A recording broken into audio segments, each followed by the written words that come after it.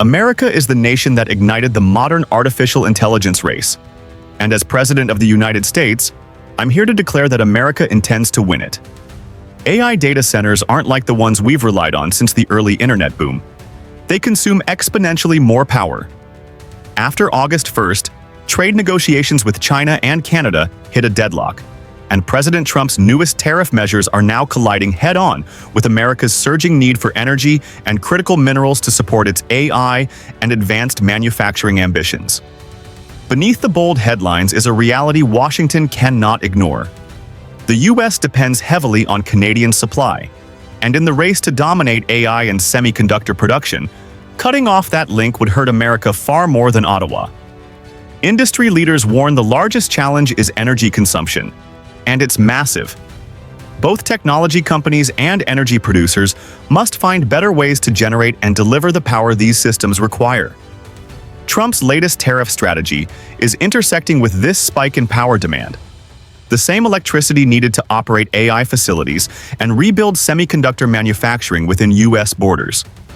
His proposed 100% tariff on imported chips aims to push corporations into building and investing in domestic plants.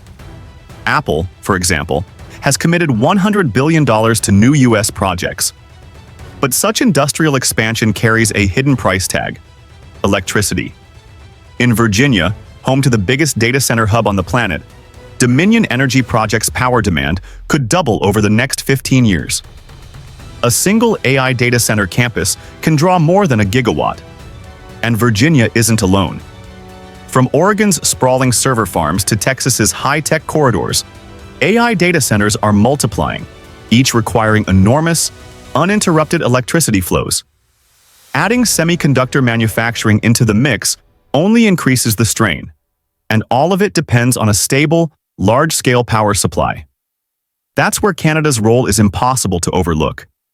When Canadian leaders speak about being an energy superpower, they mean both clean and conventional sources. This includes oil and gas production for export, nuclear energy, hydropower, and emerging carbon capture technologies, all essential to industrial competitiveness. Canada is already America's largest energy supplier. Based on 2024 trade data, the U.S. imported about 3.8 to 4.3 million barrels of Canadian crude oil per day. Natural gas imports averaged roughly 8.5 billion cubic feet daily, a 7% increase from the prior year. Cross-border electricity transfers reached 11.4 terawatt-hours, enough to power about 1 million American homes annually. Canadian uranium accounted for 27% of total U.S. imports, sustaining much of America's nuclear power fleet. Critical minerals are also part of the equation. Ontario's high-grade nickel is irreplaceable in certain defense and battery applications. British Columbia's germanium, vital for fiber optics, solar panels, and night vision systems, comes from a single Canadian smelter and trail. These resources cannot be easily swapped with imports from elsewhere without years of supply chain restructuring. A disruption in these flows would quickly raise costs and delay operations for U.S. industrial plants, data centers, and semiconductor fabs. Prime Minister Mark Carney isn't rushing into concessions. His approach is to keep talks open, but refuse any deal that undermines Canada's long-term advantage. Ottawa is speeding up domestic extraction and processing of energy and minerals while strengthening ties with allies beyond North America, making it clear that Canada can cooperate but is also capable of standing on its own. The message to Washington is direct. These resources are a shared strength, but only if the partnership is based on respect. Pushing too far risks backfiring. Without Canadian energy and minerals, U.S. industries face steeper costs, slower growth, and greater dependence on less reliable suppliers. A dangerous scenario for an administration promising both a manufacturing revival and AI dominance. In this interdependence, Canada's leverage matters more to U.S. stability than the reverse. President Trump's sweeping tariffs, covering over 90 countries, have now taken effect. They range from a minimum of 10% to as high as 50% on major trade partners.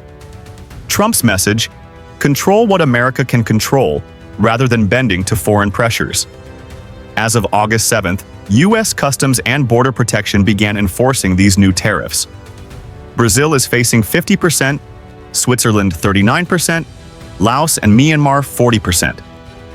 The EU, Japan, and South Korea have agreed to 15% under new terms, while the UK pays 10%. Trump has also floated a 100% tariff on imported computer chips, with exemptions for companies investing in U.S. facilities. Apple's $100 billion pledge is tied to that proposal, though it's not yet finalized.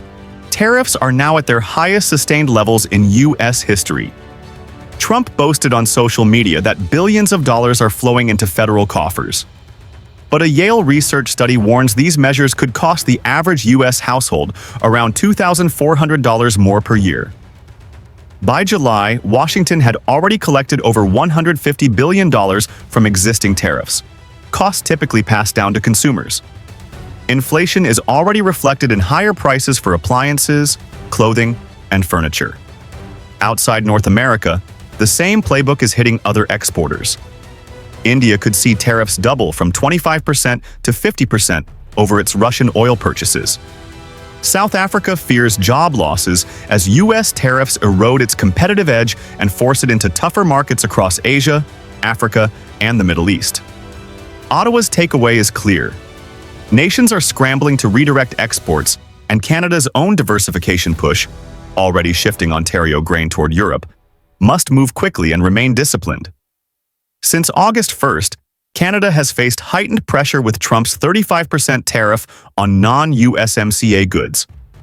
While 85% of bilateral trade remains tariff-free, targeted sectors are feeling the squeeze. Softwood lumber is already under heavy U.S. duties. Steel, aluminum, and certain manufactured products now face even more barriers. Ontario, a major grain producer and importer, buys large volumes from U.S. farmers in 35 to 40 states while exporting Canadian grain abroad. With Trump's 35% tariff in place, some of Ontario's exports are now bypassing the U.S. and heading to Europe. That may help Canada diversify, but it risks cutting U.S. farmers off from one of their most dependable markets. Carney has hinted at easing some counter-tariffs if it helps key Canadian industries, but provincial leaders are divided. Ontario's Doug Ford supports matching U.S. tariffs, warning against trusting Trump. Saskatchewan's Scott Moe prefers reducing them to cut domestic costs.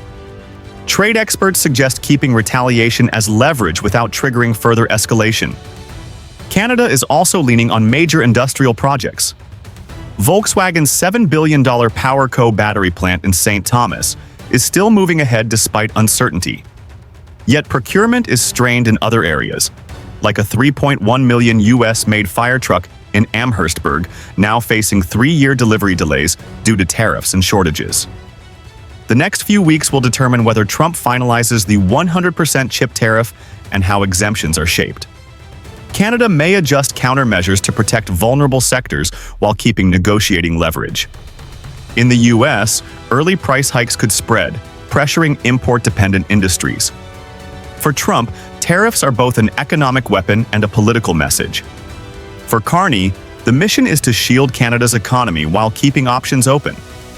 But there's still a narrow path forward, one where dialogue outweighs brinkmanship, and where both nations recognize that their shared prosperity depends on balance, not one-sided wins. Whether that path is taken will depend on the political will on both sides of the border, and on how much pressure the public and the markets are willing to endure. One thing is certain: this standoff is far from over, and the outcome could rewrite the rules of trade in our lifetime. We'll be watching it every step of the way. If you found today's breakdown valuable, make sure to subscribe to Traveling Vibes, hit the notification bell, and join the conversation in the comments. Your voice matters in shaping the discussion on where this trade battle and the AI race goes next.